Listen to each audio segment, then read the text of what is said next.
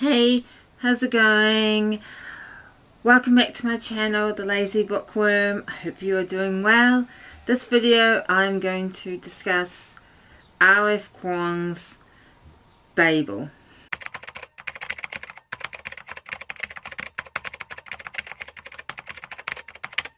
So, as all of you know, I participated in Victober.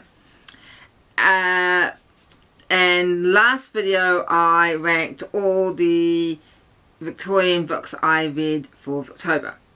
But I also did read one other book, or should I say I listened to one other book, and that was Babel by R.F. Kuang. I wasn't intending on reading Babel in Victober. In fact, I would have probably preferred to read it like now or in December. But I had ordered a copy of it from my local library and it just happened to come in October. And it is a highly requested book at my library, so I knew I had to actually grab the chance and read it then. So I say I read it, but I actually listened to it via audiobook. It was over 20 hours. I felt I spent almost every waking moment listening to that audiobook. Because coming from the library I knew I had to take it back within a certain period of time. And so this video is all about my review of that book, Babel. Before I discuss what I thought about the book, I will give you a brief synopsis of Babel. So the title Babel comes from the story in the Old Testament, I think it's in Genesis, where humans have built this huge tower, the Tower of Babel. Everyone speaks the same language and, you know, all that sort of stuff. But God knocks it down.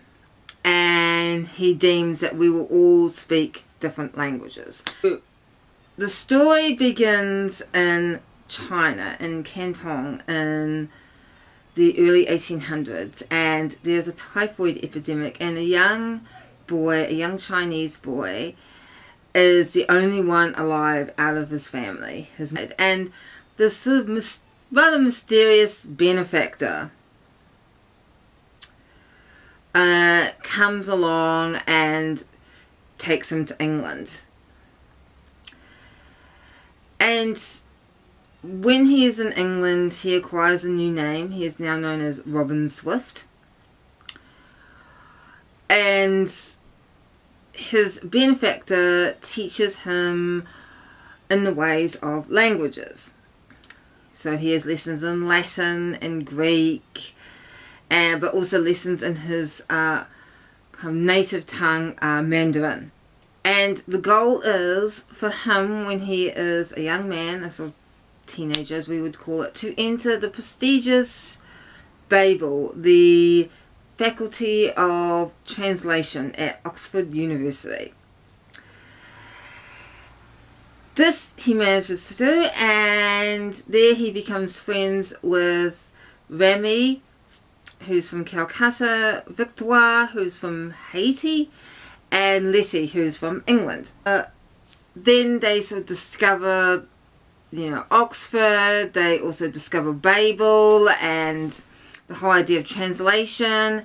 And the thing is, it's not just translation. There's sort of I'll say some magic happening with silver bars mainly. And this is important because not long after he arrives at Oxford, Robin Swift meets this young man who introduces him to this sort of secret society, the Hermes Society, which basically wants to really mess things up for Babel, or the Translation Institute. And one way they do that is by stealing the silver bars. So here is my review of Babel. Now Babel is hugely popular, especially on the internet, especially on BookTube, BookTok, Bookstagram. Lots of people seem to be reviewing it and loving it, and I am one of those people. I just really liked the story itself. It was a great story. It was full of action, and you know, the events made sense in the book. There wasn't anything that I was like, well, that's a little bit out of left field, or that doesn't really fit into what was going on. There was a lot of politics and history to it, which I loved, especially around colonialism and the effects of colonialism, and just the sort of, particularly towards the end, the real machinations of empire were being discussed, which I found really, really fascinating. I also found really fascinating how colonialism affects the colonizer and the colonized, in particular the colonized. You know, Robin, Rami and Victober, they would all be considered the elite of their countries, even though their countries are colonized.